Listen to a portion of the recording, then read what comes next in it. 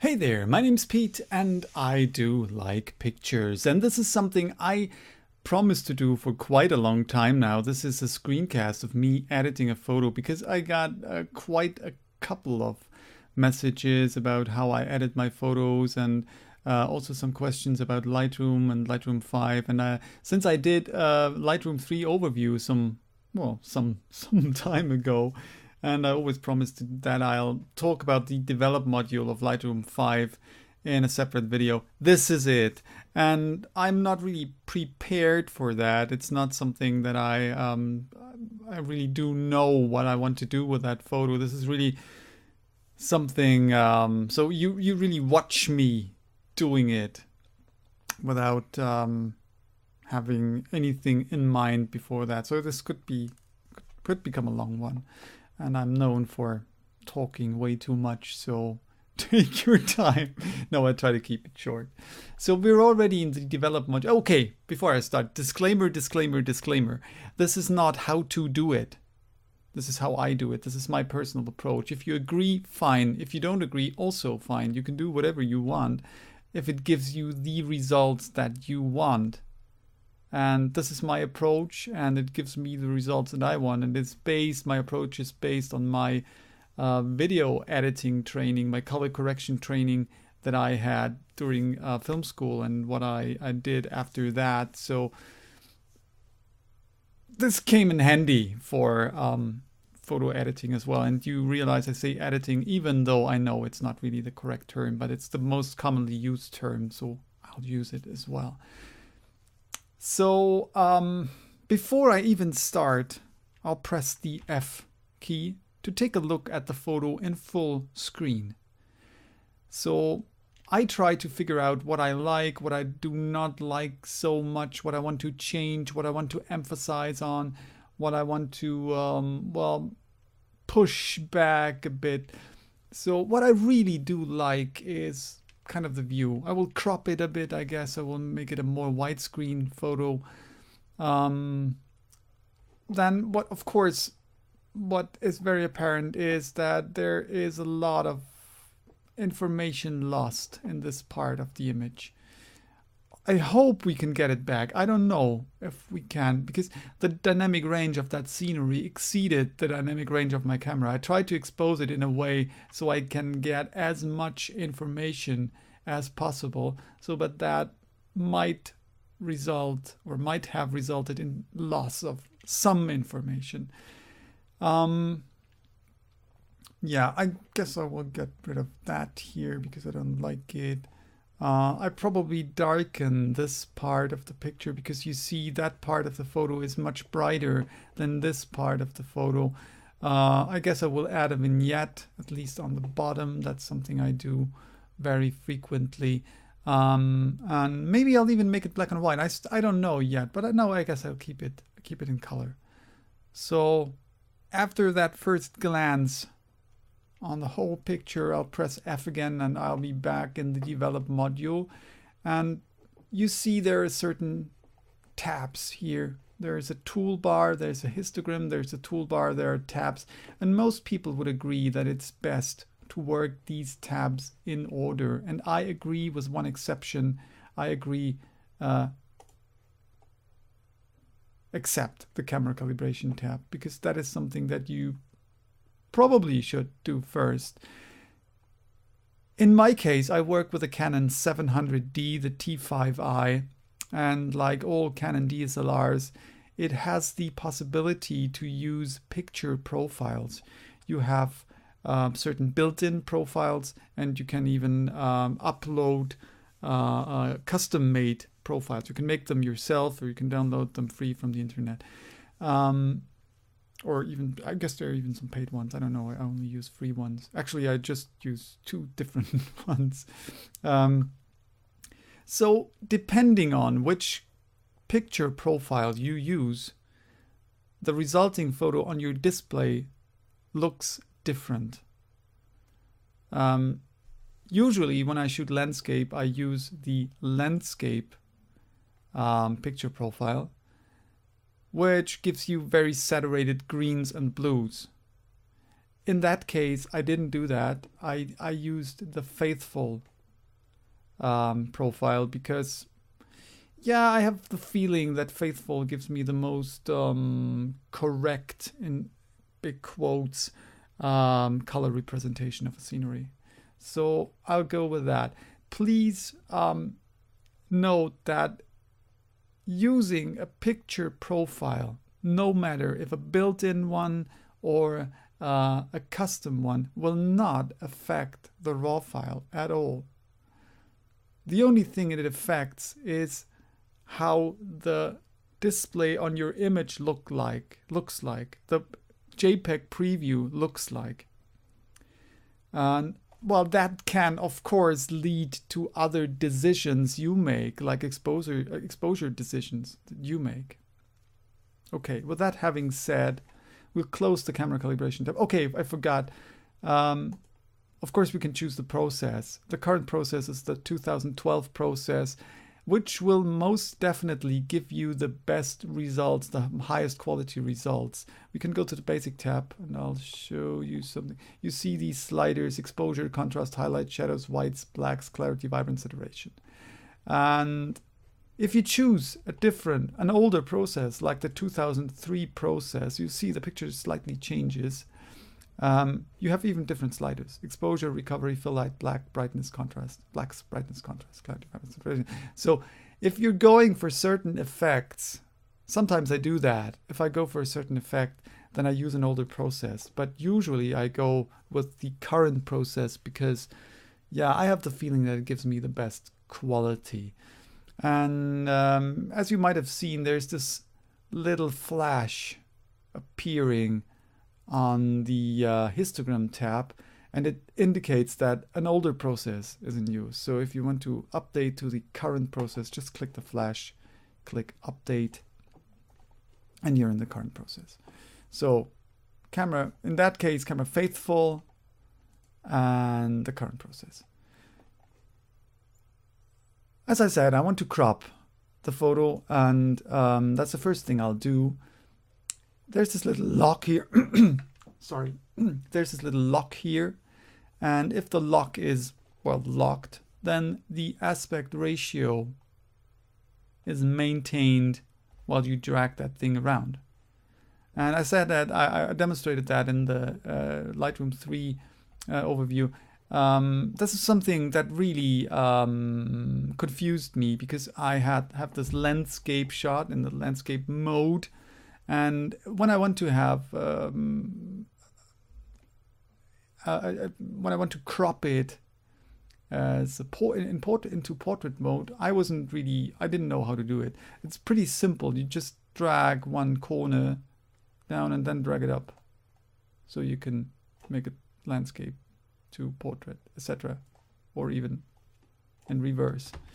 By hitting escape, you can escape. So okay, I want to make it more wide angle shot, or wide screen shots, not more wide angle because we don't have more angle. So I can either just unlock the lock and make a crop that fits what I want to see, like really wide angle. Well, like that. Maybe I'll keep that. Or I can use one of the presets, or even make a custom preset. Like I made one really widescreen one, 16:4. I don't know. No, that's too much. I guess I'll go with 16:9, and we'll drag that up. So. Even more like so, I guess. And of course we can angle the shot, and okay, click on done. I guess that's okay. Well, maybe drag down a bit again.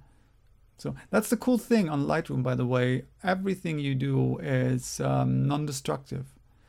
So all choices you make are reversible.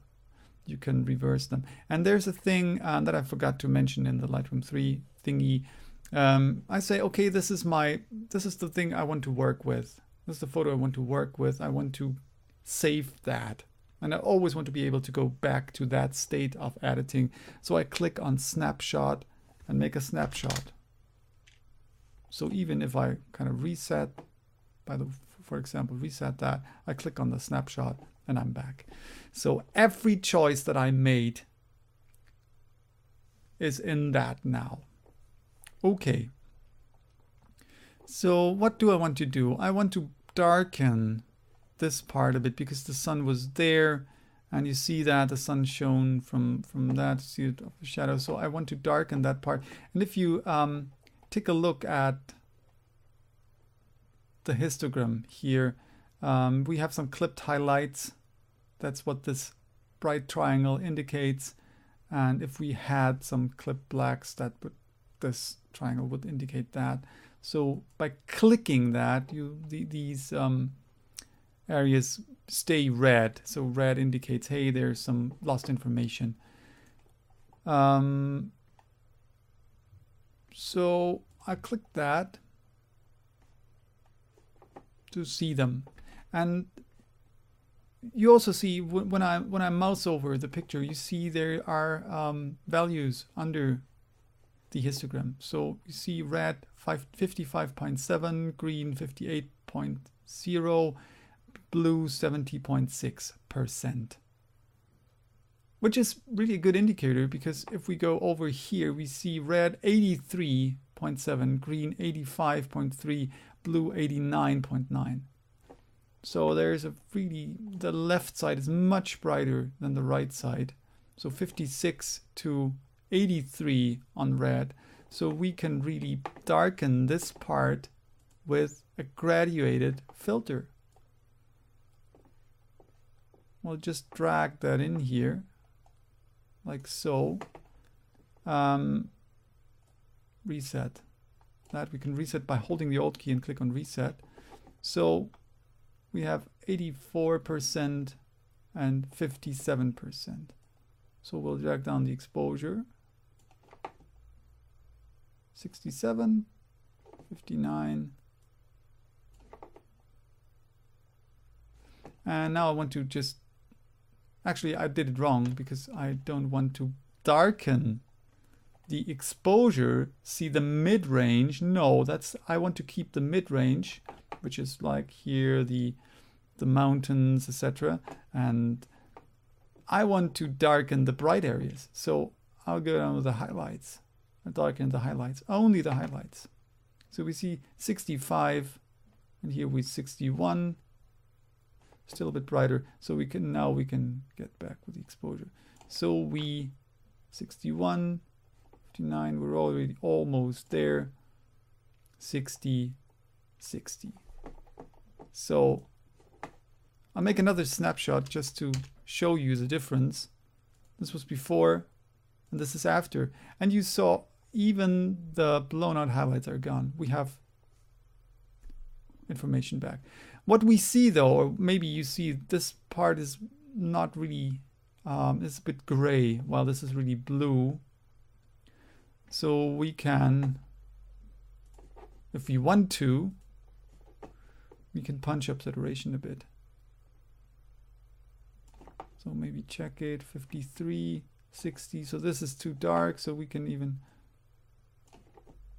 back to that, 56, 58. So I like that, and I'll delete that snapshot and then make a new snapshot. So yeah, 2, that's what I want. All right, the next thing, I want to darken the sky a bit, and I want to introduce like a darker, I'll do this with a radial filter, and I'll drag up the radial filter like so, and I'll reset it.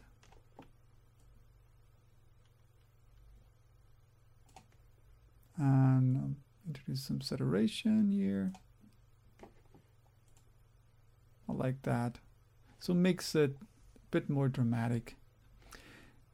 What I don't like now is that the ground area is really dark. So in the basic tab, and I don't want to fuss around, I think the blacks, and you see the blacks and shadows pile up, so I can just drag the shadows up a bit. So you can drag the shadows in the histogram, or you can use the slider. So whatever you want. And we have some, we can drag the highlights up a bit for the picture in general. And now what I realize, this is a bit too tightly cropped. I want more down here. I want to see more. So I'll just change the crop a bit so I have more trees here. As I said, really cool. No, I'm not really satisfied here. Make it this. Yeah, I like it. I guess that is better. So, much better. Cool. But I want even more dramatic clouds here. So I'll take choose the adjustment brush. And, well, the feathering is a bit too high. And the exposure is so we will darken the clouds a bit. Just darken the clouds. And I'm not afraid to paint over the clouds, because by holding down the Alt key, I can simply erase that again. Also, so we don't have any dark halos. We can paint in this part of the area. So we can even add a bit of clarity. Clarity is the local contrast. It is something, well, it's a mixture between contrast and sharpness. Yeah, I like that. Maybe I'll change the crop again. You see, this is always, for me, this is always a process. Yeah, that's better. Maybe even a bit more. Yeah, I guess that's it. So, what I don't like is that I almost have no information here. Well, I have, but there's like a big difference between the contrast areas of the dark trees and the brighter trees. So I'll choose a graduated filter again and drag this up, reset that, and just punch up the shadows. It's too much, like so. And I'll drag down the highlights. So I'll equalize the values a bit more so that they balance a bit better. Yes, I guess I like that. And now, and that is the strange thing, now I'll darken the whole thing again. But since the darker parts were brighter now, it looks a bit more balanced. So you see, I do a lot of things with the graduated filter and the radial filter, and even with the adjustment brush. And that's what I'm gonna do now. Is I brighten up parts of the photo. This is something I kind of sculpt the landscape.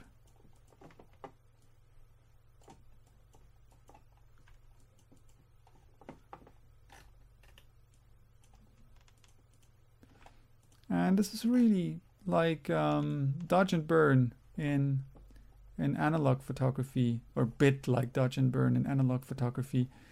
And of course, if you just bring your films to a service to develop, you have no real, you don't know what they do in the laboratory with shots, so you have to rely on what they do. And if you develop yourself, then there's these things that you can do, and people do that. So okay, I drag this up a bit. No, I don't like that. So erase that again. punch up the contrast for the whole picture. And now I see this part is too dark, so I brighten this up a bit, but not with the exposure, not with the midtones, but with the shadows. I just want to brighten up the shadows here. Same goes here.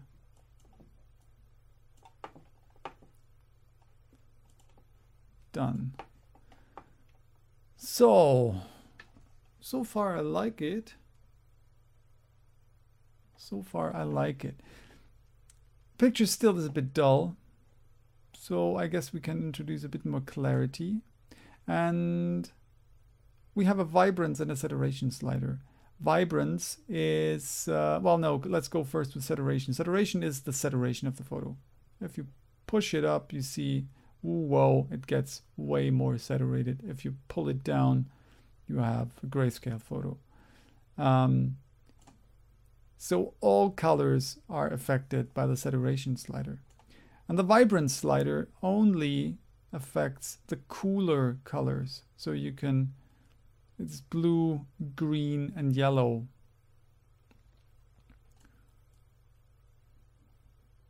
So for example, by dragging down the saturation a bit, and by dragging up the vibrance a bit, you can really create a coolish photo.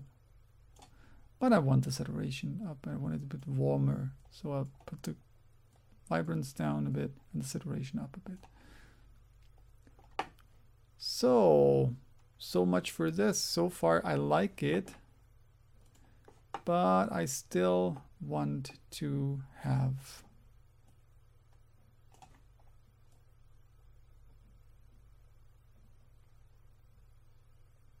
a bit darker here.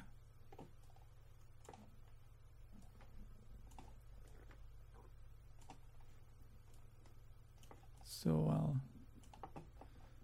choose the radial filter. Yeah, cool. Adjustment brush,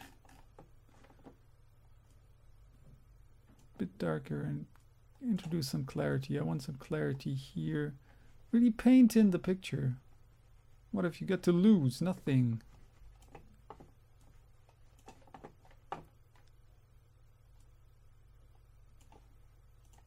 So, saturation down a bit. Yes, I guess I like it. So after that basic tab, so far done. Tone curve. This is a very, very powerful tool, even if it doesn't look like that, but it is. You see histogram, RGB, you see the brightness channel, so we can just, by dragging the midpoint here up, you can change the exposure of just the mid values, for example. And we can make the picture a bit more punchy. We can medium contrast, for example. You see the darker areas are darkened a bit and the bright areas are brightened a bit, so this is a medium contrast. And you can go to the different color channels, red, green, and blue. You say, okay, I want the picture, I want in the bright parts, for example, in the sky, I want more blue. But you see, we'll have to be careful because the blue channel will now very easily clip. Drag it down here, so drag up the reds here. I use the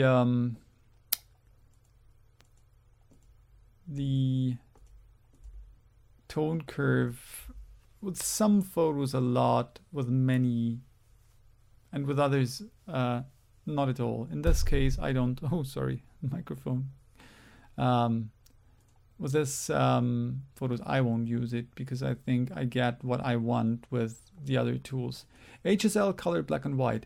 HSL hue, saturation, lightness. We can change the hue of each color. We can say, by the way, for example, I want my greens more go into yellow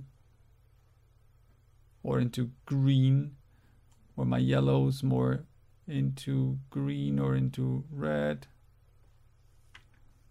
or my blues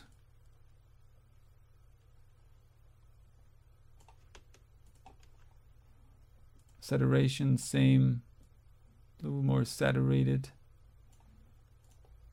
darken the blues for a more dramatic sky, and the hue, see, I want it more in the bluish direction, so something like that. Postcard, I don't like it, reset it. I like it the way they are.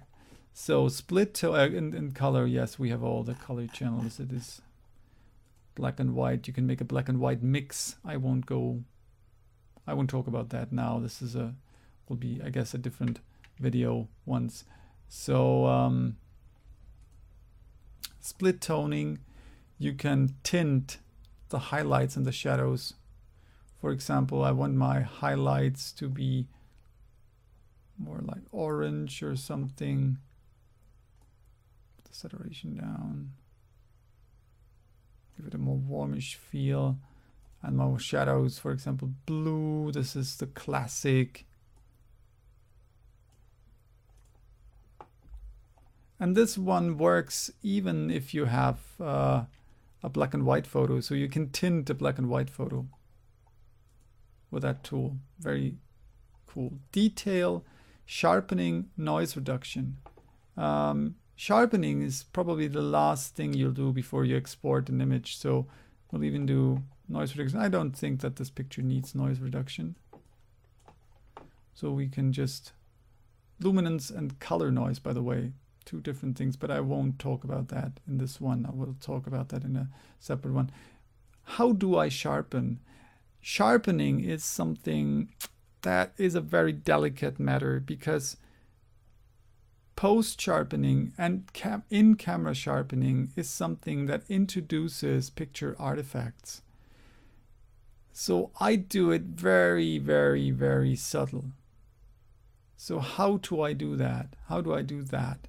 First of all, I'll push the amount to 150 completely to the right. So I see what happens when I'm zoomed in on the image. So then I'll choose the radius. What is the radius? The radius is what gets sharpened. Is it the fuzzy, are it the fuzzy things? You see all these fuzzy things, or is it the more clear edges? In that case, I don't want the fuzzy things to be sharpened. I think that's the best balance here, and radius of about 1.6, 1.7 for that picture. And then I'll choose the radius, the detail, sorry. How much detail do I want? I want a good amount of detail. And I'll choose masking. So everything that is not of that radius gets masked out. Very useful. Play around. And then I'll take the amount slider and drag it back to 0. And you see how soft the picture is when you have a raw file. So, and then I'll drag it up again to the point where I say, yeah, that's the point. So I like it. And we have lens corrections. I use the 1855 kit lens, and I guess you all know how much this lens distorts an image, at least if you have a Canon DSLR and you have a kit lens. And you see that by enabling the profile corrections. See the amount of distortion. And you also see that there is some vignetting there that is now removed. It's a bit darker now here in the edges. So this is the photo. And then we can even remove chromatic aberrations. I don't know. Yeah, we have some slight chromatic aberration, the bluish. I don't know if you see that on the video. Remove chromatic aberrations. No, doesn't really apply here. A bit, I see it, but I'll doubt you'll see it in the video. So constraint crop, we'll keep that out for this, and the upright feature is also something that we won't use here. So that's it. Effects. We have effects. We have post crop vignetting. So we can add a vignette, a bright vignette, or a dark vignette. I'm a big fan of vignettes, subtle vignettes. You can fine tune that. And then you can add grain if you want to add grain. I'm not too big of a fan of post grain because sometimes I do it. If I have to do heavy noise reduction, then the picture looks a bit like plastic and not really too clean. So sometimes I add a tad of grain to make it look a bit more lively. But yeah, whatever. After that, I'm done. I'll make a snapshot. Because now this is my final image, and I'll export it. I have right click on the picture, export, and I have a Tumblr preset. So that's it. That's it. I hope this was of any use for you, and bye. Oh wait, if you really watched this to the end, if you have any questions, don't hesitate to ask. Shoot me a message on my Tumblr. That is tvoom.tumblr.com, tvoo.tumblr.com. The ask box is open. Bye. Till next time.